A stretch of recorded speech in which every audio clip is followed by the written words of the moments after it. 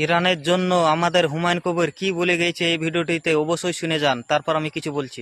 আমেরিকার 12টা বাজাবে ইরান, যতটা দাদাগিরি করেছে এর আগে আফ্রিকার সাথে হেরেছে। ভারতবর্ষের উদ্দেশ্যে একটাই বলবো, বিশ্বে আপনারা জানেন যে আমেরিকা এবং ইসরায়েল যৌথভাবে যেভাবে ইরানের উপরে গত 28শে ফেব্রুয়ারি ভোরবেলায় জোর জবরদস্তি করে তাদের বিরুদ্ধে অ্যাটাক করেছে, তাদের মানে বিশ্বের 1 নম্বর মুসলিমদের নেতা বলতে পারেন আয়াতুল্লাহ আলী খামেনিকে সহ তার পরিবারের সদস্যদের এবং তাদের অনেক অনেক উচ্চমানের বড় জেনারেল সামরিক প্রধানদের নিহত হতে হয়েছে, প্রায় 42 জন একই জায়গায়।